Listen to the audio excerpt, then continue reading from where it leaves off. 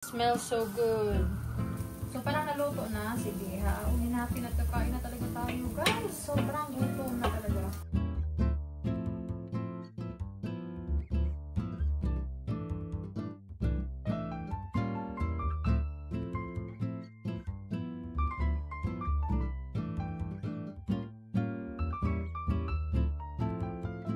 Hello guys, good morning. I know it's not morning, it's already 12:50 here in Melbourne, Australia. So kakagising lang namin. So sobrang gutom. So kasi walang pasok ngayon, it's Saturday. So we decided na mag-barbecue kami. So yun pala yung garden ko, mini garden ko. At saka nakapag-barbecue na kami. Yan yung barbecue namin. So this one is a combination of Filipino barbecue and Australian barbecue. This is the Australian barbecue, this is beef, and this one is the pork. So we're gonna put this one here already? Okay, down please. Okay, so this one is marinated pork. I marinate this one with Filipino spices and everything.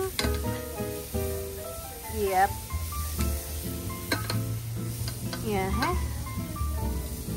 Filipino barbecue is more like a little bit sweet and sour. I also like Australian barbecues. I'm gonna try that one, that beef, and then we're gonna put this one here on the top. So malapit na yung maluto. Nilagay ko lang yung lemon, yung nilagyan ko ng yun sa marination, nilagay ko lang dito dyan para dagdag na din amoy, di ba? So yan yung ating view today, and sobrang ganda ng weather. Sobrang gutom, no?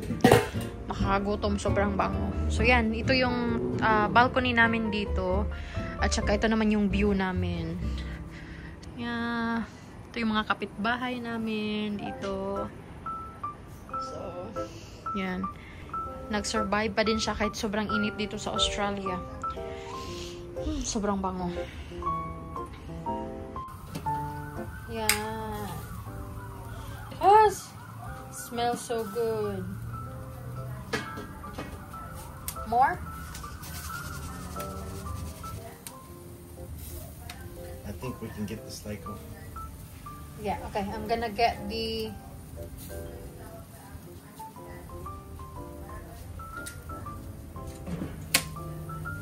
I have to eat the steak now, my love. So, hainin na natin, guys. Kunin natin yung... I think luto na itong steak. Steak. Kunin natin yung steak. Oh! Wow! So, sobrang bango na niya, guys. Yan. Kunin natin. Yan. Oh! Sobrang bango ng pork. So, naisipan talaga namin ngayong mag-barbecue since wala kaming trabaho. Tsaka maganda din yung panahon dito sa balcony, no? Kasi medyo hindi siya mainit. Perfect talaga siya na magkaroon ng outdoor activity today. So, yan. So, actually, hindi ako mahilig sa beef, guys, or sa steak. So, that's why gumawa lang din ako ng aking pork na barbecue. So, ito yung beef barbecue para sa aking husband. At saka ito yung sa akin. I don't know kung kakain siya dito, pero I think kakain naman siya. So, yan. So, bakit ko siya nilagay, itong mga lemon? Kasi wala kasing kalamansi dito, guys. So, I just put the lemon. So, I think mabango din yan. Ayan. So, ito pala yung tiny garden ko dito sa aming balcony. So, yan, nakakawala siya ng stress. Sobrang pagod mo galing sa work. So, yan yung nagpapasaya sa akin. So, yan. Hintayin lang natin yan na maluto. Pero ito yung itong beef steak. Tapos na, luto na siya. Ay! Hoy! Nasunog na siya.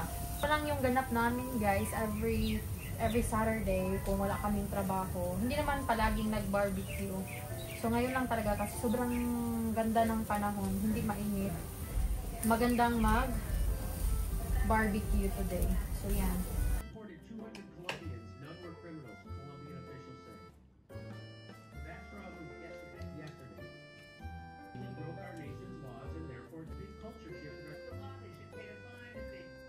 Good.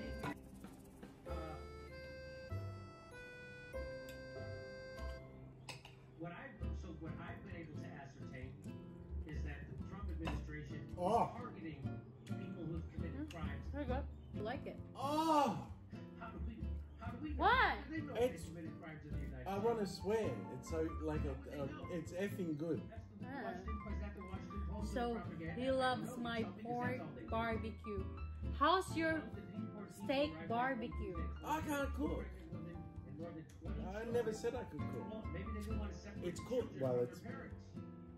cooked. Did they have separated them? They're not my policy. They're not. They're not, because they're all servants to Wall Street. That's why they had no problem with his Treasury Secretary. Sa bang kain ng, Both sides loved ng him. pork They barbecue? both loved Wall Street. Because they both serve Wall Street. They don't Isa pa ako nakaubos ng pork barbecue ko ah. Okay, I hope that's clear to people. So my rule of thumb on Donald Trump's nominees is if all the horrible people in the world are against them, then they have to be a threat to the establishment somewhere. Just like with RFK Jr. The same thing with Hegseth. Even though by a lot of metrics, Hegseth looks like a maniac. The fact that the other maniacs, At ito yung the pro-war lemon maniac liars, drinks na were ginawa against ko him, guys. tells me that he was somehow a threat. And definitely With the mint and Tulsi Gabbard. Now, is Tulsi Gabbard switched the her lemon. stances on things? The mince when you garden too. Yes. Just from my garden. Yet they still oppose her. So it can't be because of AIPAC. Is it because, why, she supports Edward It's Snowden? really good. What is it? Is it because she opposes the regime change wars? What is it? Something. Gotta be something. I know my good friend Jose Vega asks the same Meron din akong questions. sauce He's like, with well, all the most pepino. horrible does not mean Tulsi Gabbard. That does not mean she doesn't have huge. She hasn't flip-flopped on